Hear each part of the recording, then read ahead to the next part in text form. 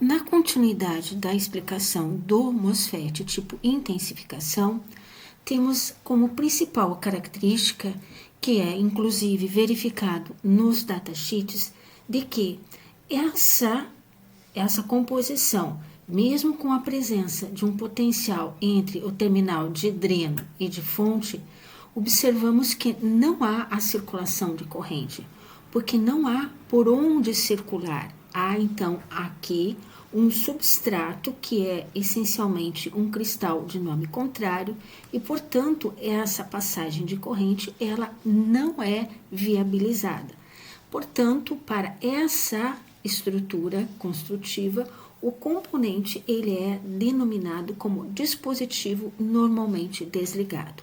Isso é uma característica interessante, importante em determinadas aplicações. Enfim, como que esse componente deve ser, então, conectado para que haja a possibilidade de circular corrente entre o terminal de dreno e de fonte. Para isso, devemos providenciar a existência do canal. E esse canal será, então, conseguido por meio de um potencial aplicado entre o terminal de porta e o terminal de fonte. E qual vai ser esse potencial? Então vejamos. Inicialmente, nós vamos lembrar de que o substrato P apresenta portadores minoritários na sua estrutura. E se esses portadores minoritários estiverem submetidos a um potencial que VGS coloca o potencial negativo no terminal de porta, o que deverá acontecer? Esses elétrons, que são os portadores minoritários, serão afastados. E o nosso objetivo, que é criar um canal, ele não vai ser obtido, não vamos conseguir.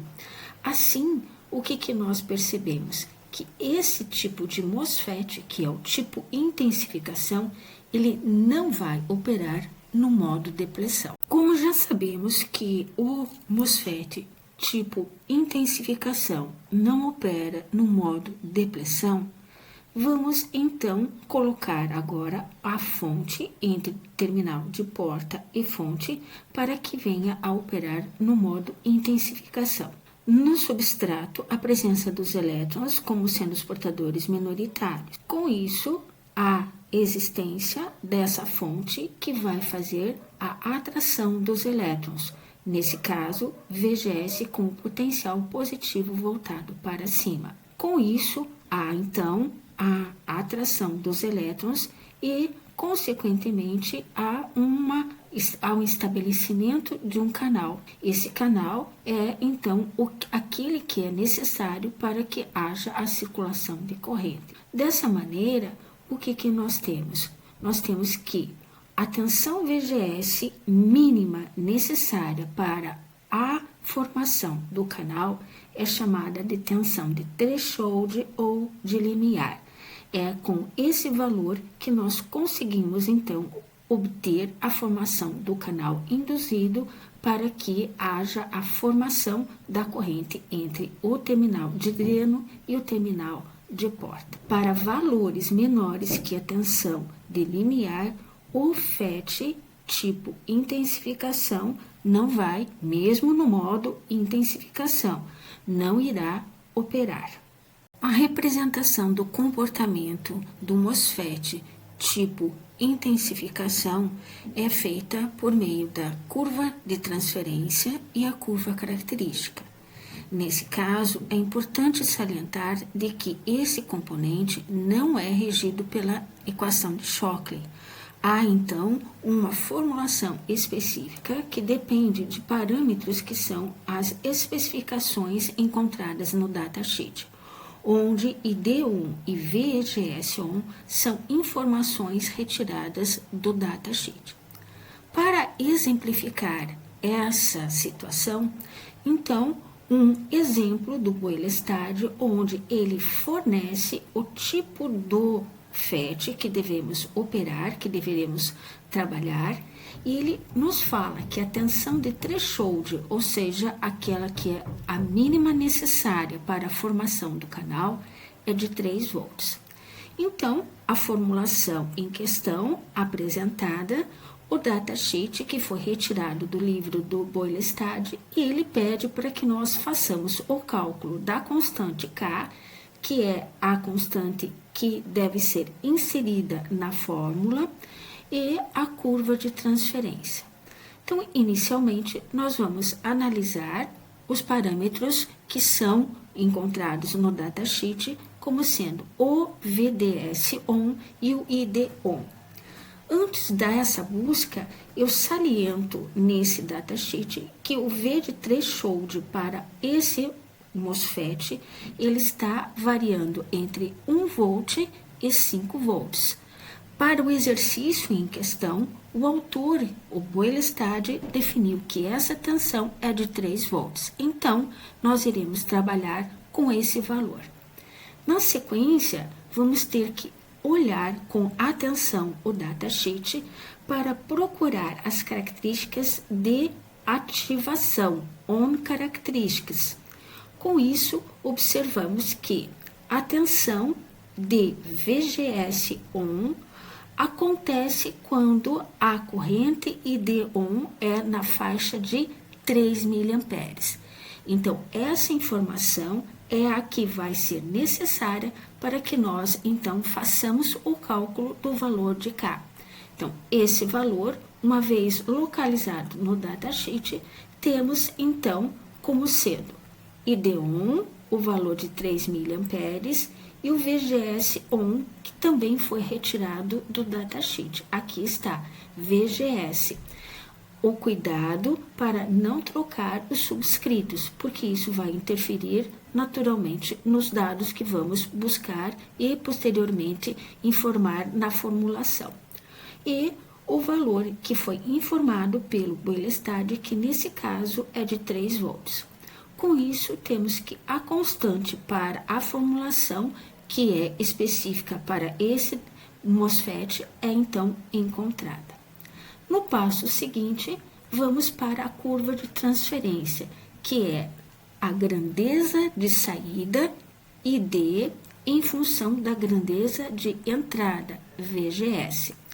A expressão que determina isso é K, que multiplica a diferença entre a tensão no terminal porta e a tensão de threshold, que nesse caso foi então definida como sendo os 3 volts que o Boylestad nos apresentou.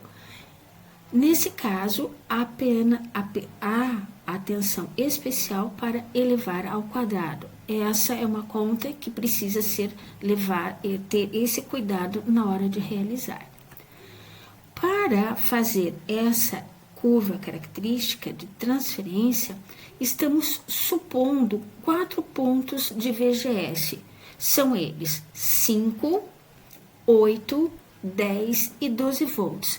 Foram pontos aleatórios que o próprio Boylestad sugeriu na hora de propor o exercício. Então, nesse caso, vamos para os cálculos, em que o primeiro ponto, em que VGS é igual a 5 volts. Substituindo esse valor na expressão que é a que define a corrente de dreno, com a constante calculada, encontramos que a corrente é de 0,244 miliamperes, ou seja, microamperes. Nesse caso, temos o mesmo procedimento usado para o cálculo em 8 volts, 10 volts e 12 volts. Aí, de posse desses valores, nós então colocamos esses pontos na curva de transferência e obtemos esse comportamento. O resumo comparativo entre os MOSFETs estudados é então apresentado. O MOSFET depleção, com a característica da sua simbologia, em que a seta sempre aponta para o cristal N. Então, nesse caso, nós temos o canal P e o canal N, onde a seta está indicando o cristal N. Para o MOSFET tipo depleção, há a característica do traço contínuo, em que o canal é previamente formado. Então, esse símbolo estiliza o canal previamente formado. Já no caso do MOSFET intensificação, o canal não é formado e essa formação é indicada pelo traço que é tracejado nesse símbolo. Temos que o MOSFET depleção, ele tanto pode operar no modo depleção como no modo intensificação. Aqui nós afastamos as cargas que são as mesmas do canal e aqui nós estamos aproximando, atraindo as cargas que são as mesmas do canal. E a equação de Shockley é válida. Temos que buscar no datasheet a corrente de dreno para a fonte com terminal de porta curto-circuitado e a tensão VP de pinch-off, que para o datasheet ela tem o mesmo valor que VGS off, que é a tensão entre porta e fonte que leva o transistor ao corte.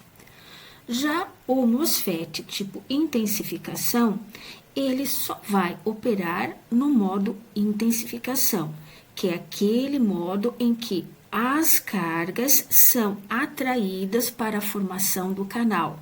Isso é conseguido por meio de um potencial capaz, então, de atrair os portadores minoritários que estão presentes no substrato. Nesse caso, a equação de Shockley não é válida. Para isso, devemos recorrer para os cálculos no datasheet, buscando o ID on e o VGS on. E a partir de então, temos que a curva característica, ela é conseguida por meio do cálculo usando essa expressão. Para